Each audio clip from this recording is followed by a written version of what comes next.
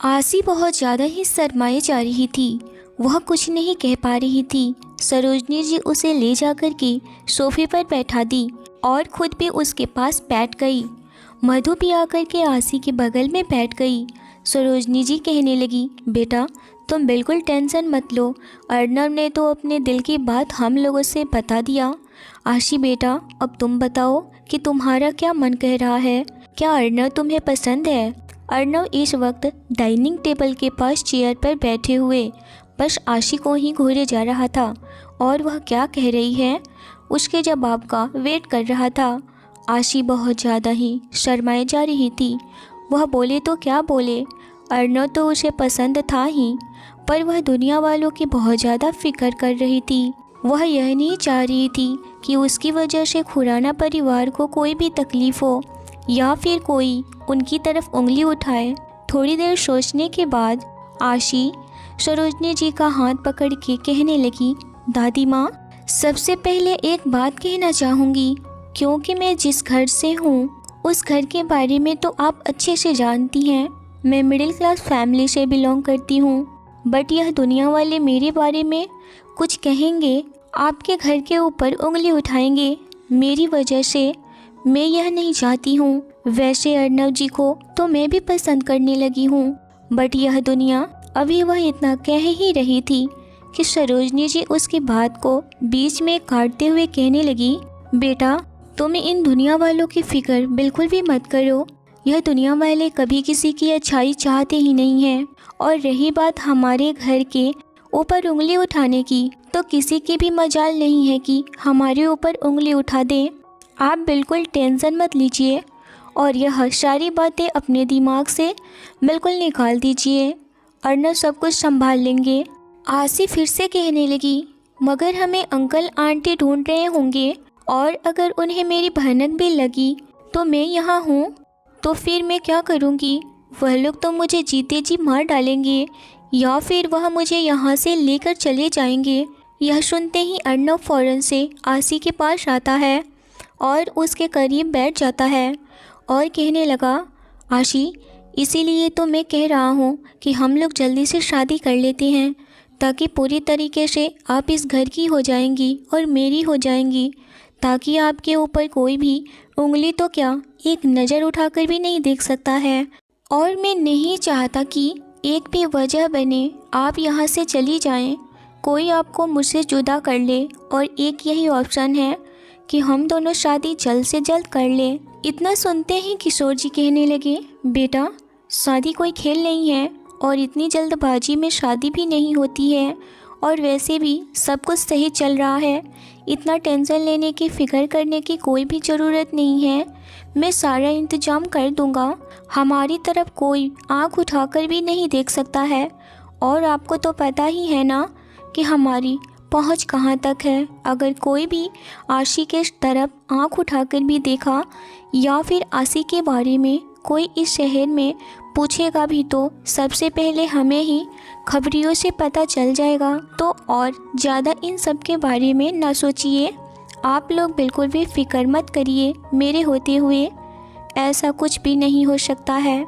अर्नब आशी का हाथ पकड़कर कहने लगा, आशी, अब समझ में आया, आप बिल्कुल टेंशन मत लीजिए, हमारी पहुंच बहुत दूर दूर तक है, इतना दूर कि आप अंदाज़ा भी नहीं लगा सकती हैं।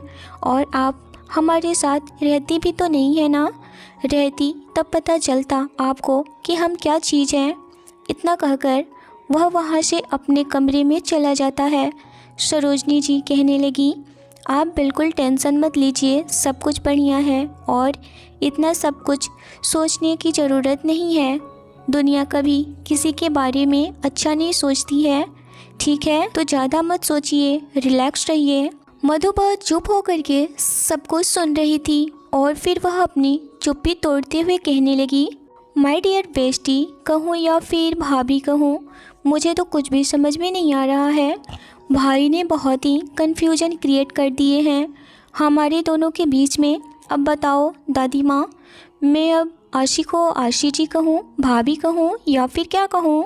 सरोजनी जी यह सुनकर के स्माइल कर दी और कहने लगी, तुम्हारा जो दिल करे वह आशी को कहकर बुला लो, हम कुछ नहीं कहेंगे।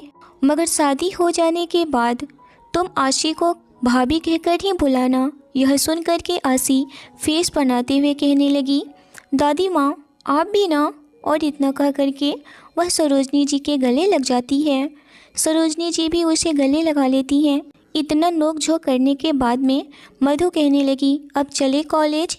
इतनी देर में ही अर्णव अपने कमरे से ऑफिस का बैग लेकर आ जाता है और कहने लगा, आज आशी कॉलेज नहीं जाएगी, मैं आशी को बाहर अपने साथ लेकर जा रहा हूँ। इतना सुनते ही सरोजनी जी कहने लगी, वाह बेटा क्या बात है, मैं तो यही ही कहने वाली थी कि आप आशी को कहीं घुमा लाइए, आप तो बहुत अच्छे हस्बैंड साबित होंगे। और आशी की तरफ देखते हुए कहने लगी, आशी बेटा आप तो बहुत ही लकी हो जो कि अर्णव इतने बदल गए आपके लिए और आपको इतना चाहने लगे हैं। आज मैंने पहली बार देखा है अर्णव को इतना बदले हुए।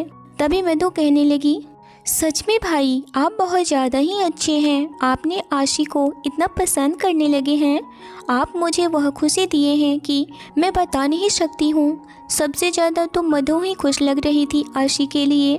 यह सुनकर के आशी फ़ौरन से मधु के गले लग जाती है।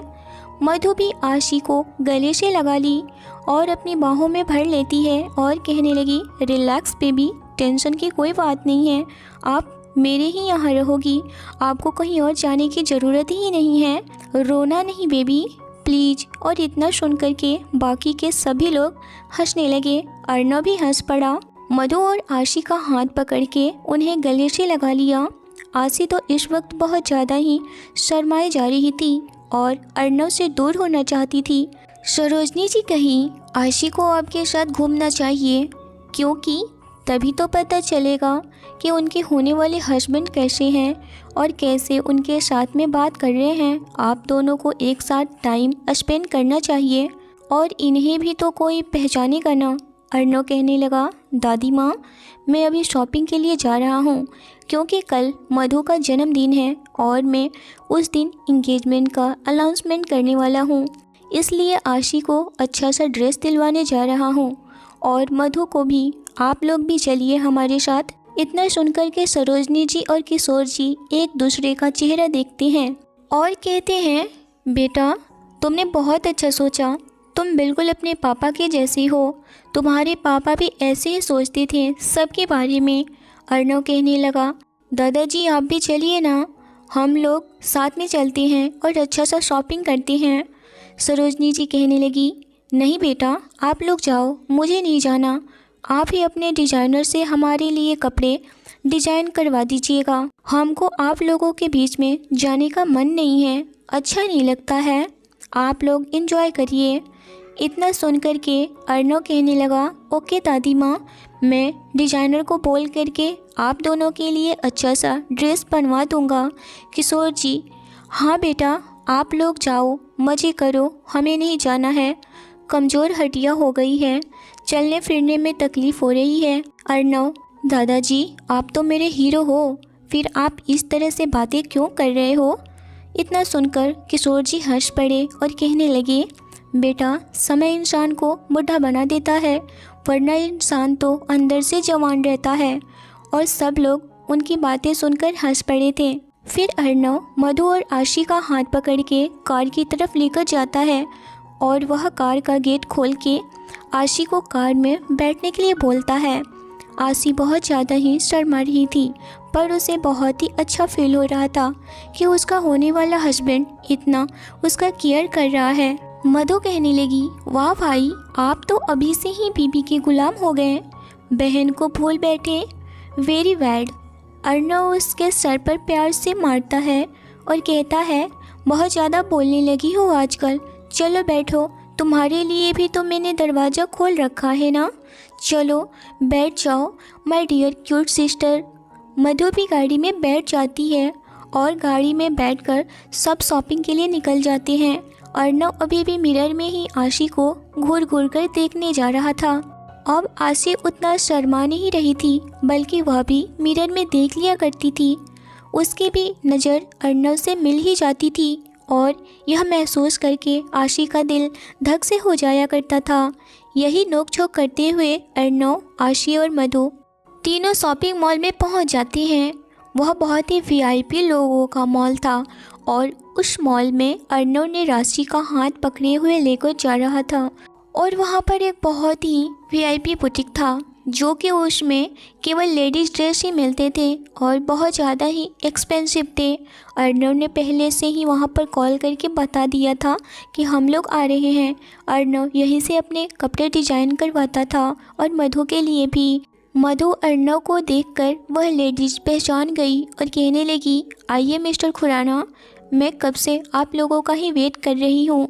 अर्नव कहने लगा, आपके शॉप का सबसे बेस्ट ड्रेस हो वो मुझे दिखाइए। यह सुनकर के वह लेडी अंदर की तरफ जाने लगी।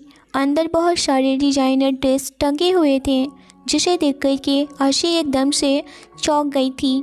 उसे तो बिल्कुल भी अंदाज़ा ही नहीं था कि वह कभी ऐसी जगह पर भी और ऐसे ड्रेस के लिए भी आ सकती है। वह तो कभी सपने में भी नहीं सोची थी कि उसकी लाइफ ऐसी भी हो सकती है।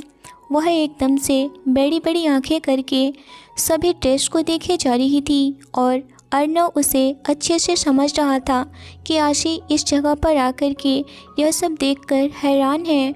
वह फ़ौरन से आशी के हाथों को पकड़ लिया ताकि उसे अनकंफर्टेबल फील ना हो और वह उसके हाथों को थामे हुए कहने लगा, आप ज़्यादा सोचिए मत, इन ड्रेसों में जो भी आपको पसंद हो वह आप अपने लिए ले सकती हैं। आशी अर्नव की तरफ देखते हुए कहने लगी, पर तभी मधु आकर कहने लगी, परवर कुछ नहीं मैडम जी, जो आपको अच्छा लगे आप ले सकती हैं।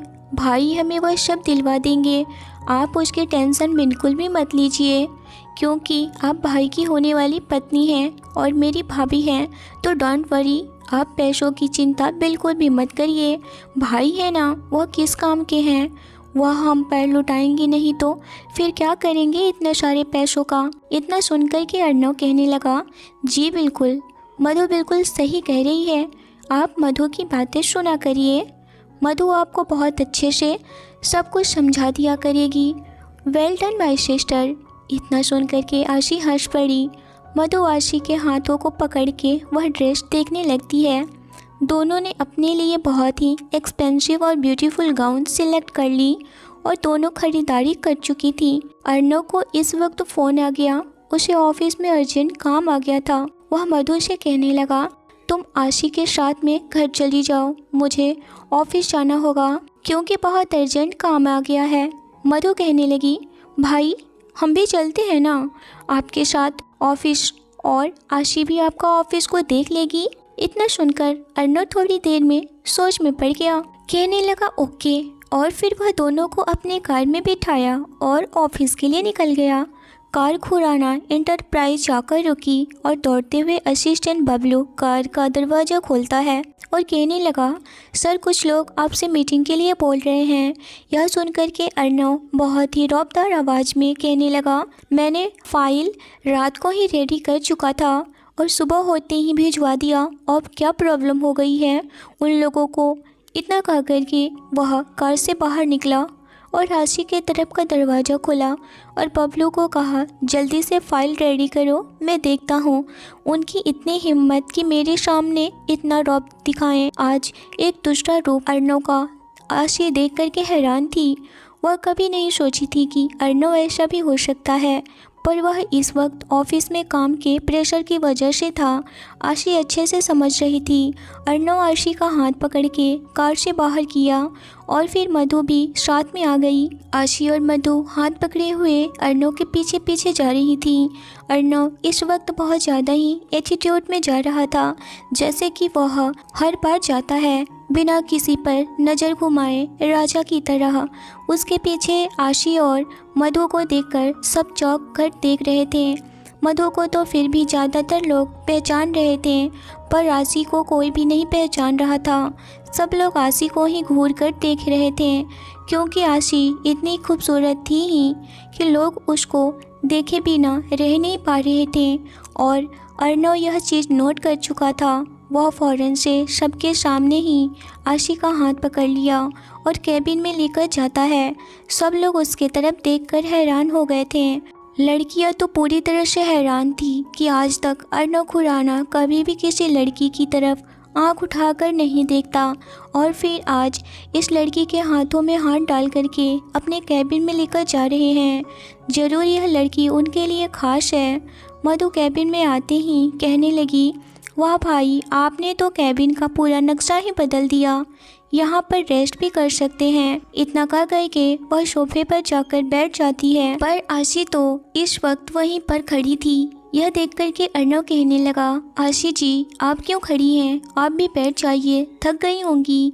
आशी कहने लगी, नहीं तो मैं नहीं थकी हूँ, मैं तो गाड़ी से आई हूँ।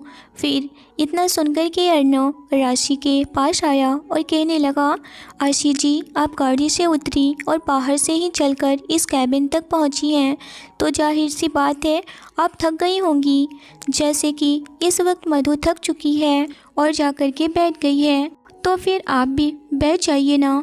इतना कह कर के आशी का हाथ पकड़े हुए उसने सोफे पर बैठा दिया और बोला, ये ऑफिस कैसा लगा, अब यह आपको ही संभालना है। आशी बहुत हैरान थी और कहने लगी, नहीं तो मैं बिल्कुल नहीं संभाल पाऊँगी, मैं कैसे, मुझे तो कुछ भी नहीं आता है। मधु कहने लगी, मैं भी आपके साथ हूँ, आप थक चुकी होंगी, मुझे अच्छे से पता है, आप आराम करिए। भाई आप जाओ, अभी आशी से बात कर ही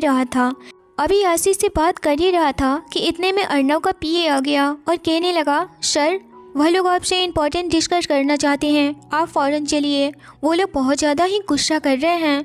इतना सुनकर अर्णव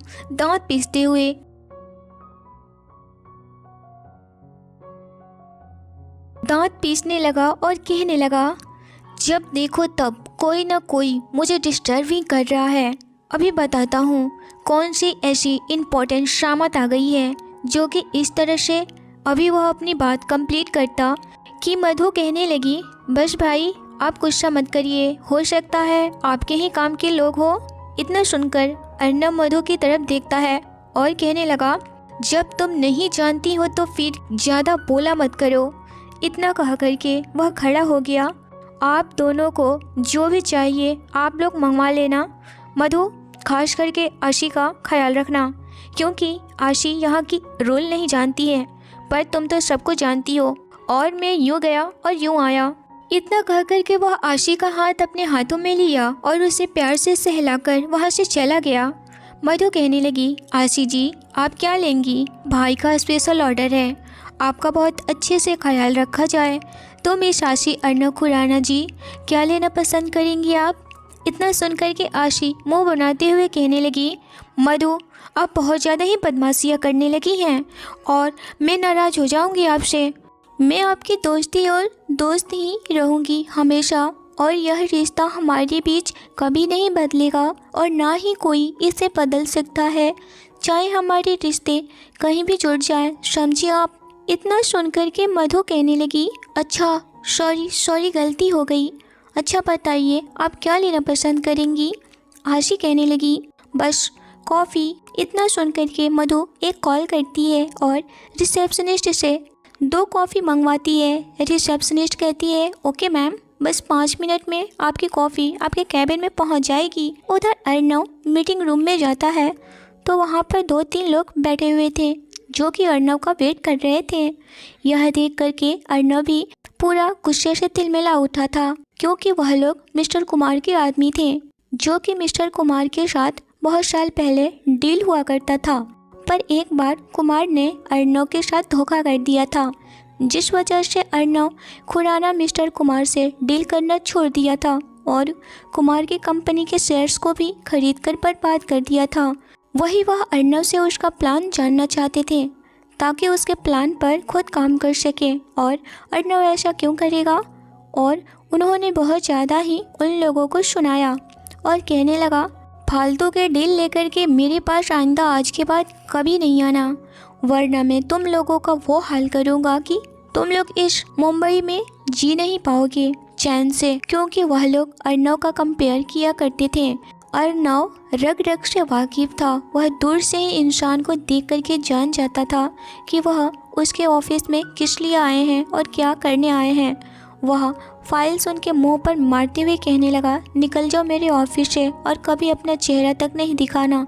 इतना कहा करके वह मीटिंग हॉल से बाहर निकल जाता है। वह तीनों मुंह लटकाए हुए वहां से चले जाते हैं। उनका काम तो अधूरा रह गया। उन्हें लगा कि अर्नव उन्हें पहचान नहीं पाएगा, लेकिन अर्नव तो उड़ती चिड़िया के भी पर गिन लेता था।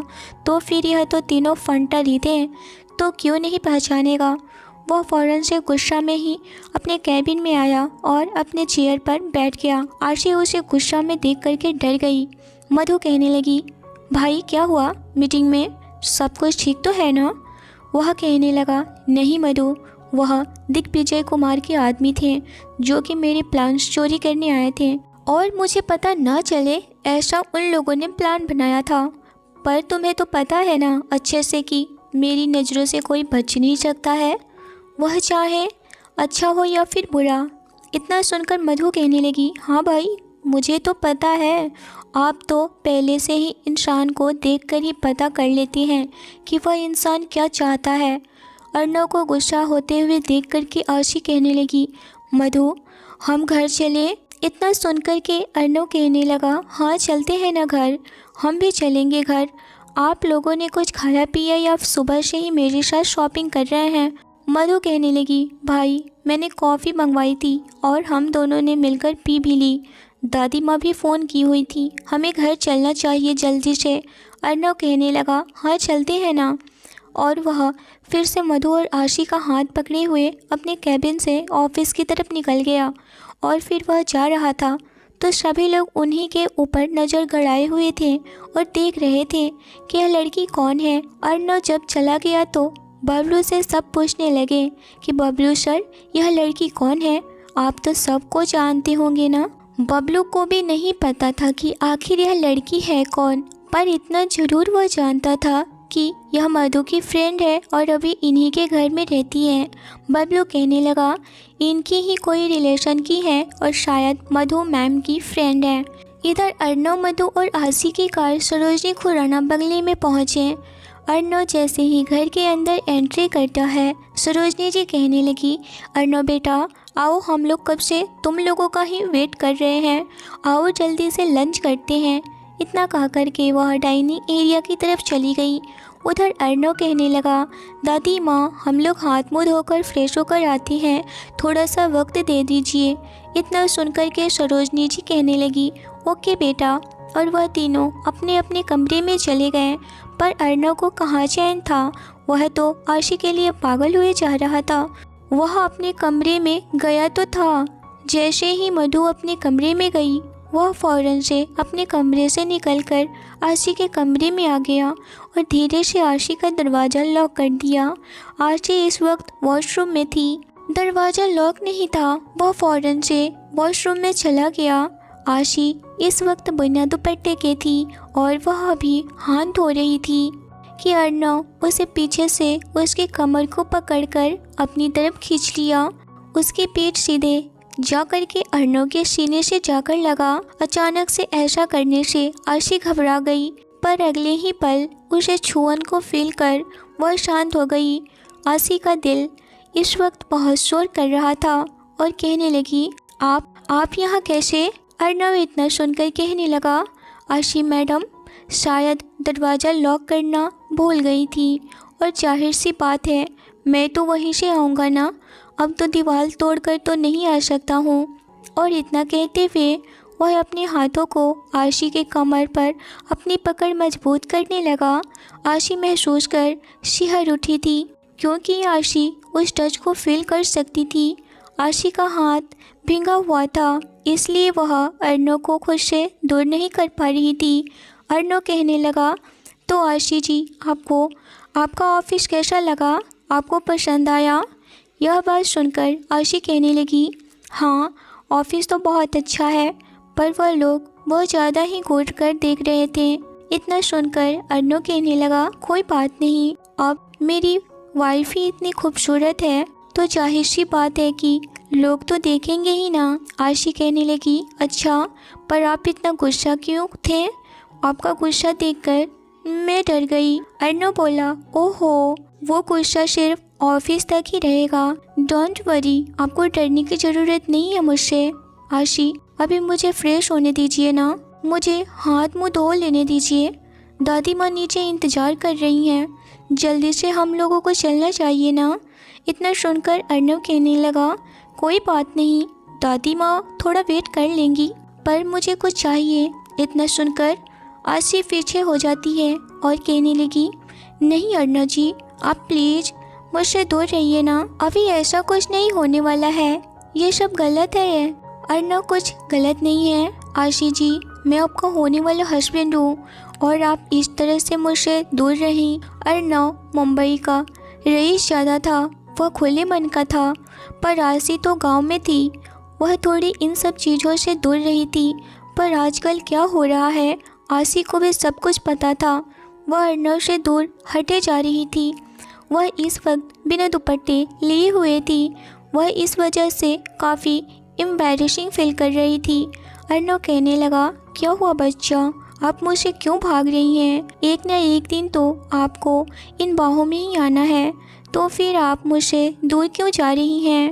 इतना सुन कर के आशी शर्म से पूरी तरह से लाल हो गई थी और कहने लगी, जबकि तब देखी जाएगी, पर अभी यह सब गलत है, आप सही नहीं कर रहे हैं। आप प्लीज़ यहाँ से चले जाइए ना, वरना कोई देखेगा तो क्या कहेगा। मुझे बहुत गंदा फील हो रहा है, आप चले जाइए ना। आशी बहुत ही क्यूट सा मुँह बनाते हुए बोली। प्यारी सी आवाज़ को सुनकर और देखकर अर्नव को आशी पर और ज़्यादा ही प्यार आ रहा था और वह आशी के गाल खींचते हुए कहने लगा, ओके आशी जी, जैसा आप ऑर्डर करें, तो मैं जाऊँ? आशी कहने लगी, हाँ जाइए। अर्नव, पक्का मैं जाऊँ? आशी, हाँ बाबा, पक्का आप जाइए, वरना दादी माँ देखेंगी तो क्या कहेंगी। अर्नव, दादी माँ देखेंगी तो कहेंगी कि एक हस्बैंड अपनी होने वाली वाइफी को बहुत ज़्यादा ही प्यार और केयर कर रहा है, और कुछ नहीं कहेंगी। और वैसे भी दादी माँ पुराने ख्यालातों की नहीं है, वह नई जमाने वाली दादी माँ है। आशी, फिर भी आप जाइए। अर्नव, पक्का मैं जाऊँ? आशी, हाँ बाबा, आप जाइए तो। अर्नव, नहीं जाता, आप एक बार मुझे रोक नहीं सकती हैं, आप मुझे अपने से दूर क्यों भगाती रहती हैं? और यही बात मुझे बहुत ज़्यादा ही बुरा लगता है, और बाकी लड़कियां मुझ पर मरती हैं। ऑफिस में मेरी सारी फीमेल एम्प्लॉय मुझ पर जान देती हैं, मैं तो उन्हें नज़र उठाकर भी नहीं देखता हूँ। अगर एक बार नज़र उठाकर देख लिया तो बस मेरी नज़रों से ही सब घायल हो जाएंगी और मेरे पर जान लुटा देंगी, और एक आप हैं। यह सुनकर आशी, तो फिर आप उन्हीं लोगों के पास चले जाइए ना, फिर आप मेरे इर्द गिर्द क्यों घूम रहे हैं? आपको पता है तो फिर आप उन्हीं लड़कियों के साथ जा कर के बातें करिए, जो मर्जी शो करिए। इतना सुनकर अर्नव स्माइल करते हुए कहने लगा, अच्छा जी, मेरा बच्चा, आर यू जेलस? इतना कह कर के वह आशी को अपने सीने से लगा लिया। आशी का हाथ भींगा हुआ था, वह कितना भी बच रही थी अर्नव को ही टच ना हो, बट अर्नव का शर्ट उसके हाथों से टच हो गया। यह देख कर के आशी कहने लगी, वो मैं आपको इसलिए रोक रही थी ना, लग गया ना मेरे हाथ आपकी शर्ट पर। इतना देख कर के अर्नव कहने लगा, तो क्या हुआ बच्चा, यह पानी तो है, सूख जाएंगे, इसमें कौन सी घबराने वाली बात है, आप तो मेरी जान हो ना। और यह क्या चीज़ है, ऐसे शर्ट तो क्या, मैं आपके लिए तो 1000 बार अपनी जान न्यौछावर कर दूँ, फिर यह शर्ट क्या चीज़ है। इतना सुनकर आशी हैरानी से अर्नव को देखने लगी, क्योंकि वह सपने में भी नहीं सोची थी कि इतना प्यार करने वाला उसे कोई हमसफ़र मिल सकता है। वह मन ही मन बहुत ज़्यादा ही अपने भगवान को शुक्रिया कहे जा रही थी।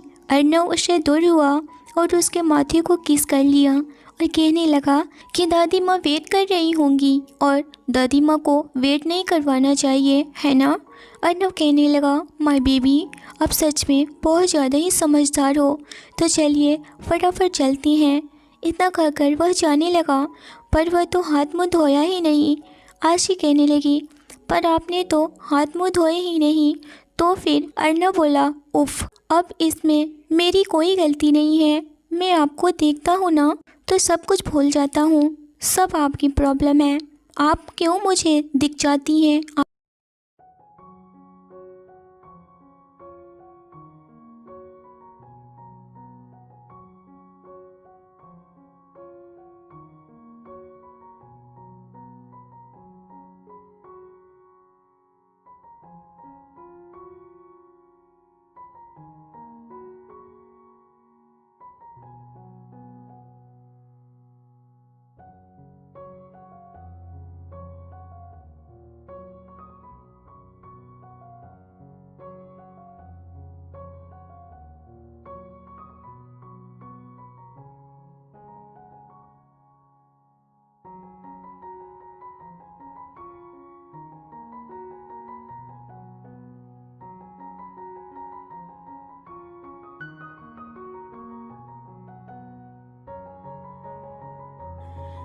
आप क्यों मुझे दिख जाती हैं? आशी, आप मुझे क्यों तंग कर रहे हैं अर्नव जी?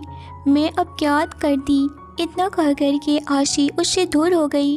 अर्नव कहने लगा, ओके पापा, कान पकड़ता हूँ, आपकी कोई गलती नहीं है, सॉरी, गलती मेरी है, मैं तो आपको तंग किया और मैं अपने बातों में आपको फंसा दिया। अच्छा, मैं पनिशमेंट के लिए रेडी हूँ, खाना खाकर आते हैं, उसके बाद आप जो भी पनिश करेंगी मैं चुपचाप से मान लूँगा। इतना कहकर वह आशी के ही वॉशरूम में हाथ मुँह धोने के लिए चला गया। आशी तो अपने होश में ही नहीं थी, क्योंकि अर्नव का आज दूसरा रूप देखी, जो कि अर्नव ने घर पर कभी अपना गुस्सा नहीं दिखाया था, जो काफ़ी ही गुस्सा और अकड़ वाला था, और जिससे देख कर के आशी डर भी गई थी। अर्नव अब समझ गया था कि आशी उसे देखकर डर रही है, पर अर्नव तो आशी के सामने कभी ऐसा आने का सोचा भी नहीं था। अभी आशी सोचों में खोई हुई थी, उसे होश नहीं था। अर्नव वॉशरूम से आकर बस आशी को ही जी भर के देखे जा रहा था और उसी में खो चुका था। पर उसे अचानक से होश आया कि दादी माँ उन लोगों का वेट कर रही होंगी। तो अर्नव फ़ौरन से आशी के पास आया और बेड से दुपट्टा उठाकर आशी के सर पर रखते हुए बोला, आशी जी अब चले। आशी फ़ौरन से होश में आई और कहने लगी, हाँ हाँ चलते हैं। उसे बस आशी को चुपचाप देख रहा था और कहने लगा, कहाँ खो गई थी मेरे ख्यालों में? आशी मुस्कुराते हुए कहने लगी, जी हाँ। अर्नव, ऐसा क्या बात था? क्या सोच रही थी मेरे बारे में? कुछ गलत तो नहीं ना? आशी, नहीं पापा, मैं गलत क्यों सोचूंगी आपके बारे में? आप इतने अच्छे हो, मेरा इतना ख्याल करते हो, फिर मैं गलत क्यों सोचूंगी आपके बारे में? इतना कहकर आशी दरवाज़ा ओपन कर दी। बाहर मधु खड़ी थी। मधु को देखकर आशी शर्मा गई और कहने लगी, आशी आप इतना लेट क्यों आई? मैं कब से वेट कर रही थी ना, और फिर बैठे बैठे बोर हो रही थी, तो दादी माँ ने कहा जाकर देखो, आशी और अर्नव अभी तक नहीं आए हैं, तो मैं देखने चली आई। भाई के कमरे में गई तो भाई का दरवाज़ा बाहर से लॉक था, अंदर तो कोई था ही नहीं। मधु का आवाज़ सुन कर के अर्नव आशी के पीछे दरवाजे से लग कर के छुप गया था, ताकि मधु उसे देखे ना। अगर मधु उसे देख लेती तो पूरा हल्ला कर देती और उसकी बहुत कान खिंचाई करती, इसीलिए वह छुप गया था। आशी कहने लगी, मुझे नहीं पता अर्नव जी कहाँ हैं, शायद उन्हें कोई इम्पोर्टेंट कॉल आया होगा, वह बालकनी साइड में होंगे, तो हम लोग चलते हैं, वह आ जाएंगे। इतना कह कर के वह मधु का हाथ पकड़े हुए सीढ़ियों से नीचे जाने लगती है। मधु कहने लगी, हाँ आप सही कह रही हैं, और वह भी आशी के साथ जाने लगी। आशी पीछे मुड़कर देखी तो अर्नव ने उसे एक आंख मार दी, क्योंकि अर्नव को उसने आज बचा जो लिया था, नहीं तो मधु ने तो आज उसकी पूरी तरह से टांग खींच दी। अर्नव आशी को ही जाते देख रहा था, क्योंकि आज उस पर और भी ज़्यादा प्यार आ रहा था, क्योंकि अर्नव की गलतियाँ आशी ने आज छुपा ली। इस वजह से अर्नव और भी ज़्यादा आशी के लिए पॉजेसिव हो रहा था कि आशी बहुत अच्छी है। आशी डाइनिंग हॉल के चेयर पर बैठ गई, मधु भी उसके साथ वाले चेयर पर बैठ गई। तब तक अर्नव भी आ गया और ठीक आशी के सामने वाले चेयर पर जाकर बैठ गया। सरोजनी जी कहने लगी, इतना देर क्यों हो गया है? अर्नव, दादी माँ, वह मुझे इम्पोर्टेंट कॉल आ गया था, इसीलिए मुझे लेट हो गया। आशी अपना सर झुकाए बस अर्नव की बातों को सुने जा रही थी और खुद में ही सोच रही थी, अर्नव कैसे झूठ बोल रहे हैं दादी माँ से। अभी वह सोच ही रही थी कि अर्नव डाइनिंग टेबल के नीचे से आशी के पैरों को टच कर दिया। आशी चौंक गई और चीख पड़ी थी। उसके चीख सुनकर के अर्नव के अलावा सभी लोग आशी की तरफ देखे और पूछने लगे, क्या हुआ है आशी, आप इस तरह से चौंक क्यों रही हैं? आशी जब महसूस करी कि अर्नव ने नहीं कुछ कहा, मतलब अर्नव ही हैं जो कि मुझे तंग कर रहे हैं, तो वह कहने लगी, कुछ नहीं दादी माँ, वो एक्चुअली मेरी उंगली दाल में चली गई और दाल गर्म है। सरोजनी जी कहने लगी, बेटा थोड़ा संभल कर, कहाँ ध्यान है? यह सुनकर के मधु बोली, अच्छा जी, दाल गर्म है या फिर सामने बैठे भाई को देख कर के कुछ।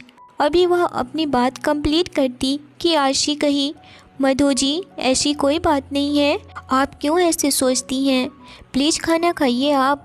उधर अर्नव बस आशी के पैरों को बार बार टच किए जा रहा था। आशी अब करे तो क्या करे, अब किसी तरह से अर्नव को तो झेलना ही था, क्योंकि वह इतना अच्छा जो था। वही सरोजनी जी बस स्माइल किए जा रही थी। सबने मिलकर लंच कर लिया और फिर सरोजनी जी कहने लगी, आप लोगों ने क्या क्या खरीदा। आशी कहने लगी, दादी माँ आप चलिए हमारे कमरे में, हम दिखाते हैं आपको कि हमने अपने लिए क्या क्या लिया है। मधु और आशी सरोजनी जी को पकड़ के अपने कमरे में लेकर जाती हैं, पर अर्नव दूर से ही देख रहा था। उसे भी बहुत ज़्यादा ही सुकून मिल रहा था अपने फैमिली को इतना खुश देख करके। और आशी के आने के बाद तो वह लोग और भी ज़्यादा खुश हो गए थे और वह भी उनके पीछे गया। किशोर जी लंच करने के बाद लाइब्रेरी में चले गए। उनको थोड़ा रेस्ट करना था और वह रेस्ट अपने बुक को पढ़कर किया करते थे। मधु और आशी सरोजनी जी को अपने कमरे में लेकर गई। मधु, दादी माँ यह देखिए, यह मेरा गाउन है, आपको कैसा लगा। सरोजनी जी मधु का गाउन देखकर कहने लगी, मधु बेटा यह तो बहुत ही प्यारा है, आप जब पहनेंगी तो बहुत ज़्यादा ही खूबसूरत लगेंगी। मधु का गाउन पिंक कलर का था। मधु को पिंक कलर बहुत ज़्यादा ही पसंद था। मधु ने आशी का भी गाउन दिखाई। आशी का रेड कलर का गाउन था। सरोजनी जी कहने लगी, आप दोनों ड्रेस को अपने ट्राई करके तो दिखाइए कैसा लग रहा है, आप लोगों के ऊपर देखना चाहूँगी। इतना सुनकर मधु कहने लगी, ओके दादी माँ, मैं अभी चेंज करके आती हूँ। और वह चेंजिंग रूम में चली गई चेंज करने के लिए। आशी अभी भी सरोजनी जी के पास बैठी हुई थी। सरोजनी जी कहने लगी, बेटा आप खुश तो हो ना। आशी यह सुनकर कहने लगी, दादी माँ आप यह कैसी बातें कर रही हैं, मैं तो यहाँ इतनी खुश हूँ कि मैं बता नहीं सकती हूँ, आप अच्छे से जानती हैं कि। अभी वह कुछ कहती कि सरोजनी जी कहने लगी, हाँ बेटा मुझे पता है कि आप क्या क्या दुख झेल चुकी हैं, मुझे यह नहीं कहना चाहिए, पर आप यहाँ खुश रहें यही तो मैं चाहती हूँ। आपको कोई भी प्रॉब्लम नहीं हो, जो भी बात हो आप मुझसे खुलकर कह सकती हैं। आशी सरोजनी जी का हाथ पकड़कर कहने लगी, दादी माँ डोंट वरी, आप टेंशन बिल्कुल भी मत लीजिए, मैं बहुत ज़्यादा ही खुश हूँ, क्योंकि आप जैसे मुझे माँ मिली है तो मैं खुश क्यों नहीं रह सकती हूँ। आपने तो वह खुशी दी है जो कि मैं वर्षों से चाहती हूँ। आपको पाकर मैं बहुत ज़्यादा ही लकी समझती हूँ खुद को, और यहाँ इस घर में आकर के मैं दुनिया की हर खुशी पा चुकी हूँ। अब मुझे कुछ भी नहीं चाहिए, आप जो भी कहेंगी मैं वह खुशी खुशी करने के लिए तैयार हूँ। दादी माँ आप फिर से ऐसी बातें मत कहिएगा, मैं इस घर में बहुत खुश हूँ। इतना कहकर के आशी की आंखों में आंसू आ जाते हैं। यह देखकर सरोजनी जी उसके आंसू पोंछती हैं और कहती हैं, यह आंसू किस लिए, और आशी को अपने गले लगा लेती हैं। और यह सब कुछ कोई दरवाजे पर खड़े होकर के देख और सुन रहा था, तो वह अर्नव था, जो अपनी दादी माँ और आशी को बातें करते हुए देख रहा था कि सब कितना प्यार कर रहे हैं आशी को। इतने में मधु भी चेंज करके आ चुकी। मधु एक एंजल की तरह लग रही थी और कहने लगी, दादी माँ देखिए तो मैं कैसी लग रही हूँ। सरोजनी जी आप तो एकदम एंजल की तरह लग रही हैं। और मधु को अपने काजल से उसके एक टीका लगा दी और कहने लगी, मेरी बेटी को नज़र ना लगे, और मधु को गले लगा लेती हैं। आशी मधु सच में आप तो बहुत ज़्यादा ही खूबसूरत लग रही हैं, लगता है कि आप किसी को टक्कर देने वाली है, शायद कोई आप पर मर मिटेगा।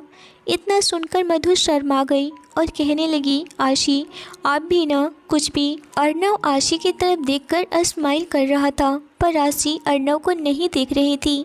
सरोजनी जी कहने लगी, आशी अपना ड्रेस आप भी ट्राई कर लीजिए, कहीं कुछ गड़बड़ ना हो। इतना सुनकर आशी भी चेंजिंग रूम में चली गई और वह कुछ देर में चेंज करके आ गई। उसे देखकर अर्नव तो उसी में खो गया था। वह रेड गाउन आशी पर बहुत ज़्यादा ही जच रहा था। उसे देख कर के कोई भी अपनी नज़रें नहीं हटा पाया था। वह भला की खूबसूरत लग रही थी। अभी तो वह अच्छे से रेडी भी नहीं हुई थी, फिर भी वह बहुत ज़्यादा ही खूबसूरत लग रही थी। इस पर अर्नव अपने आप को रोक नहीं पा रहा था, पर सामने सरोजनी जी और मधु भी थी, इसीलिए वह किसी भी तरह से खुद को कंट्रोल किए हुए था। सरोजनी जी भी आशी को काजल का टीका लगाई और कहने लगी, किसी की नज़र न लगे आपको भी, आप बहुत ज़्यादा ही सुंदर लग रही हैं और अब आप दोनों आराम करिए, मैं भी थोड़ा आराम करना चाहती हूँ। मधु कहने लगी, ओके दादी माँ। सरोजनी जी कहने लगी, अब मैं चलती हूँ, आप लोग भी आराम करिए। इतना कहकर वह वहाँ से चली जाती हैं। अर्णव अभी भी देख रहा था। आशी और मधु आपस में ही बातें कर रही थी। यह देख कर कि अर्णव को रहा नहीं जा रहा था। वह मधु के पास आया और बोला, कितना बातें करती हो माय डियर सिस्टर, अब रहने भी दो ना, चलो आराम करो और आशी को भी आराम करने दो। यह सुनकर मधु कहने लगी, अच्छा भाई, आज आशी को बहुत ज़्यादा आपकी फ़िक्र हो रही है, आशी जी को आराम करने दो। नहीं, यह मेरी पहले बेस्ट फ्रेंड है, उसके बाद आपकी कुछ भी होगी। पहले तो मेरा हक है आशी पर, और अभी आशी कहीं नहीं जाएंगी। वह आशी का हाथ पकड़े हुए अर्णव को कह रही थी, आप कमरे से चले जाइए। आशी खुद में ही मुस्कुराए जा रही थी। यह देखकर के अर्णव बहुत ज़्यादा ही अंदर से गुस्सा हो रहा था, क्योंकि वह खुद को कंट्रोल नहीं कर पा रहा था। वह आशी को अपनी बाहों में भरना चाहता था, पर मधु आशी को जाने देना ही नहीं चाहती थी। आशी उसका चेहरा देखकर बता सकती थी कि अर्णव अंदर से गुस्सा हो रहा है, पर वह चुप थी, क्योंकि मधु उसका हाथ पकड़े हुए थी और आशी उसका बहुत ज़्यादा ही फिक्र करती थी। इसीलिए मधु की वह बातों को न माने ऐसा नहीं हो सकता। अर्णव ने मधु को प्यार से सर पर थप्पड़ लगाया और कहने लगा, मधु तुम बहुत ज़्यादा ही बिगड़ रही हो, आशी को छोड़ो, मुझे आशी से कुछ ज़रूरी बात करनी है। फिर भी मधु कहने लगी, जी नहीं भाई, मुझे आशी से बात करनी है, कल की पार्टी के लिए आप जाओ, मैं आशी को खुद ही जाने के लिए कह दूंगी। कुछ देर बाद अर्णव जानता था कि मधु जो चाहती है वो करके ही रहती है, इसीलिए वह चुप रहा और वह कमरे से चला गया। यह देखकर आशी थोड़ी सी उदास हो गई और मधु से कहने लगी, आपको क्या मुझसे बात करनी है, बोलिए जल्दी। मधु कहने लगी, कोई भी बात नहीं है, बस मैं तो भाई को थोड़ी परेशान करना चाहती थी, पर आपके भाई गुस्सा हो गए हैं, मुझे पता है। यह देख कर के मधु कहने लगी, अच्छा जी, आप इतने जल्दी भाई के बारे में भी सोचने लगी, अच्छी बात है। इस तरह से मुंह बनाते हुए मधु को देख कर के आशी उसके गाल पर किस कर लेती है और उसे गले से लगा लेती है और कहने लगी, माय डियर, ऐसी कोई बात नहीं है, आप पहले मेरे लिए बहुत ज़्यादा ही खास हो, उसके बाद ही कोई है, और आप आराम करिए, मैं आपसे बाद में आकर मिलती हूँ ना, प्लीज़ अब मैं जाऊँ। मधु स्माइल करते हुए, ठीक है आप जाइए। आशी अभी कमरे से निकल ही रही थी कि किसी ने उसका हाथ पकड़ के अपने तरफ खींचा और उसे अपने कमरे में लेकर गया और दरवाजे से लगा दिया और दरवाज़ा फ़ौरन से लॉक कर दिया। और यह सब इतनी जल्दी हुआ कि इन सब चीज़ों के लिए तो आशी बिल्कुल भी रेडी नहीं थी और वह बहुत ज़्यादा ही घबरा गई थी। उसकी धड़कनें काफ़ी तेज़ हो गई थी। जब उसके सामने अर्णव का फेस आया तो वह रिलैक्स हुई और कहने लगी, आप ऐसे कैसे कर सकते हैं, मैं तो डर गई थी। अर्णव उसके ऊपर झुकते हुए कहने लगा, मेरे रहते हुए आपको कौन हाथ लगा सकता है, मेरे अलावा जो करूँगा मैं ही करूँगा और मैं कुछ भी कर सकता हूँ। इतना सुनकर आशी की आंखें बड़ी हो गई और वह अर्णव को हैरानी से देखने लगी। अर्णव आशी का हाथ पकड़ के अपने हाथों में लेकर उसे दबाने लगा और कहने लगा, आप वहाँ से आ क्यों नहीं रही थी, आप भी यही चाहती थी ना कि आप मेरे करीब ना आए, आप तो भागती रहती है ना मुझसे, आपको तो बहाना चाहिए मुझसे दूर रहने का। पर माई जान, ऐसा नहीं हो सकता है, आप मुझसे कितना भी बचने की कोशिश करिए पर मैं आपको बिल्कुल भी बचने नहीं दूंगा। इतना कहकर आशी की कमर पर अपने हाथों से रब करने लगा और आशी के होठों पर अपने होठ रख दिया। तो उन्हें उनके हाल पर इस वक्त छोड़ देते हैं और आगे कल कंटिन्यू करते हैं। उन्हें ज़्यादा डिस्टर्ब नहीं करते हैं। आगे की स्टोरी नेक्स्ट एपिसोड में आएगा। स्टोरी अच्छी लगी हो तो लाइक और सब्सक्राइब जरूर करें। स्टोरी आगे और इंटरेस्टिंग होने वाली है, तो थैंक्स फॉर वॉचिंग।